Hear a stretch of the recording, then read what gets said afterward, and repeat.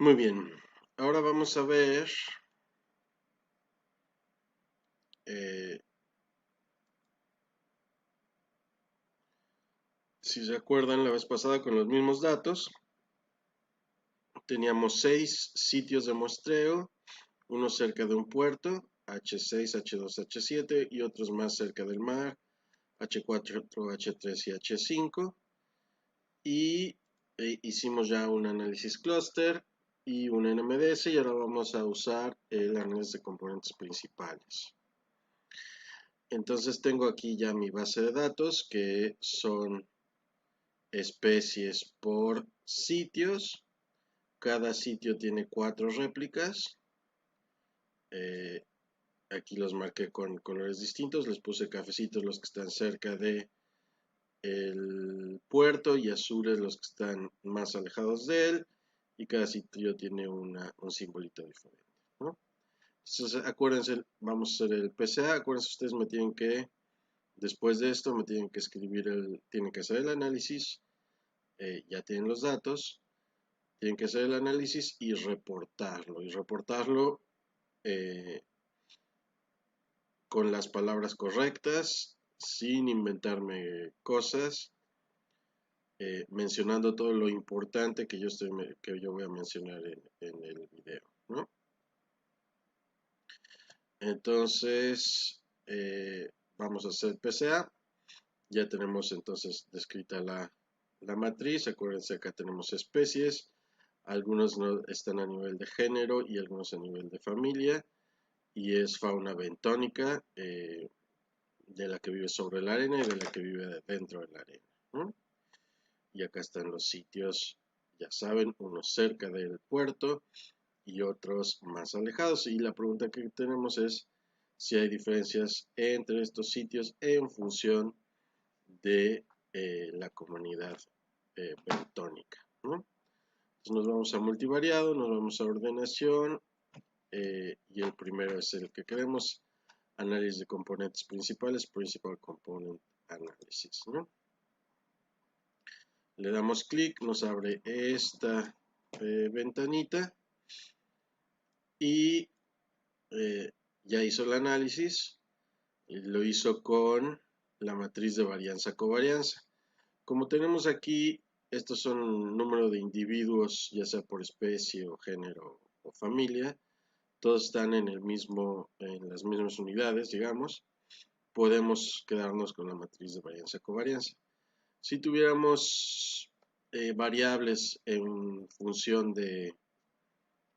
en diferentes unidades que no fueran directamente comparables, entonces en vez de la matriz de varianza-covarianza le pediríamos que lo hiciera con la matriz de correlación y recompute.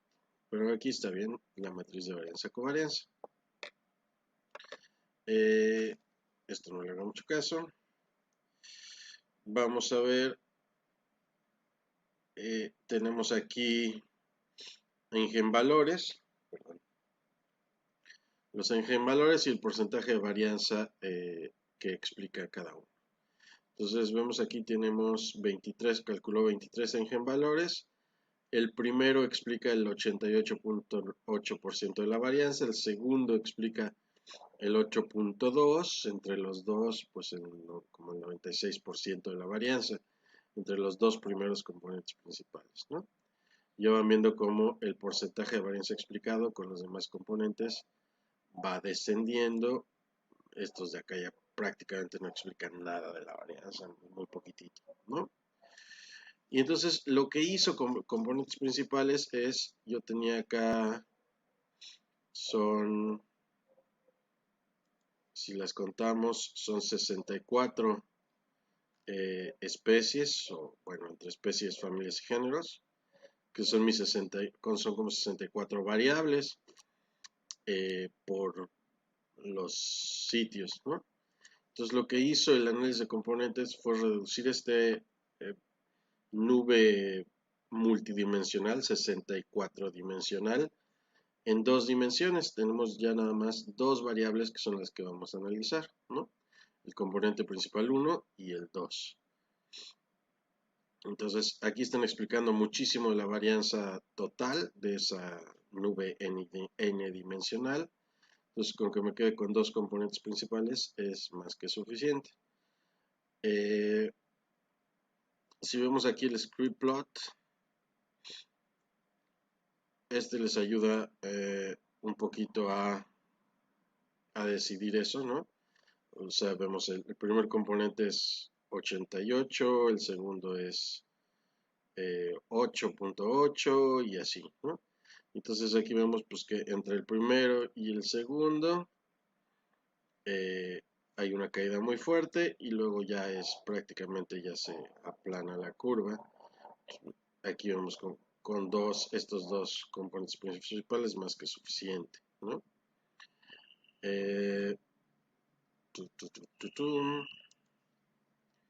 Y entonces ya podemos verlos, vamos a hacer esto más grande, podemos verlos aquí en un espacio de ordenación. Vamos a hacer settings, un poquito más grandecitos. Aquí me está pintando nada más los sitios con los diferentes simbolitos. Y entonces vemos que para el PCA los que están cerca del muelle están todos, son muy parecidos y están todos aquí pegaditos, ¿no?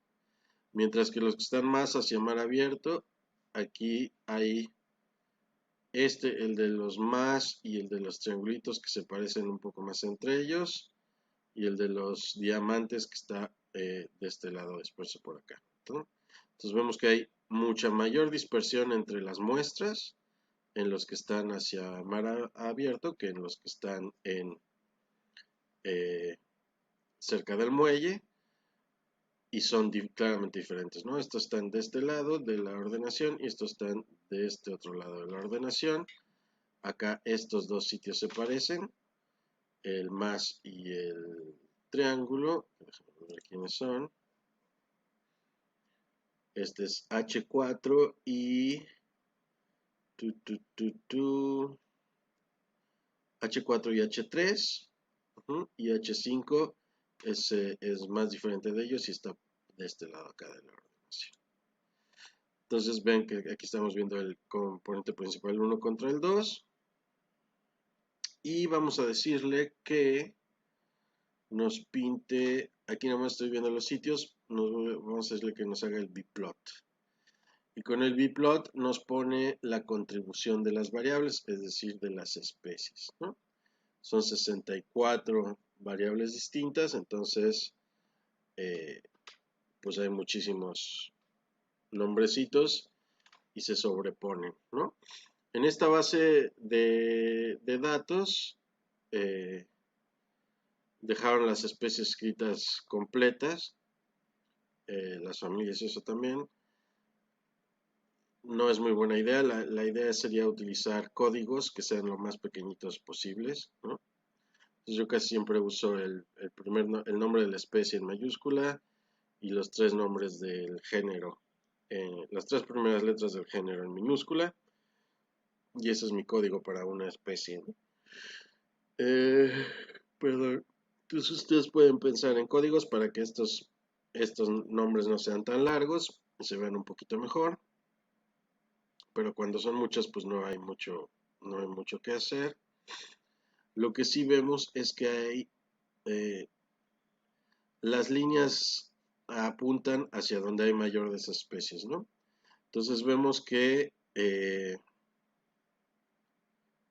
primero que los sitios que están más hacia el mar tienen mayor abundancia de varias de estas especies que estos que están como hacia las colas de las flechas, ¿no?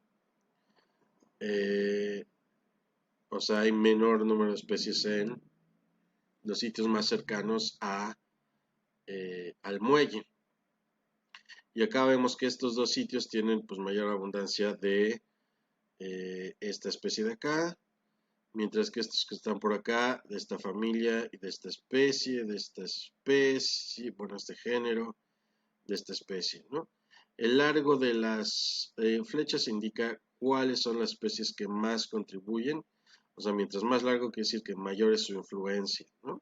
Entonces, por ejemplo, esta especie de aquí influye mucho sobre el eje 1, que es este de acá, el componente principal 1, que es este de acá. Estas que van acá, pues influyen sobre todo sobre el componente principal 2, que es este de acá, ¿no? Los scores, estos son pues los datos que usamos para hacer el scatter plot. Si vemos aquí estos loadings, acá están los loadings por variable. Vemos que esta orbicularis es una de las que más influye, ¿no? Que es esta de acá. Es una de las que mayor influencia tiene en el componente principal 1. Si lo vemos por el componente principal 2, pues ahí esta influye bastante, esta influye bastante, estas dos, y hay otras que también influyen, aunque en menor medida, y hay muchas que tienen poca influencia sobre la forma de la ordenación, ¿no?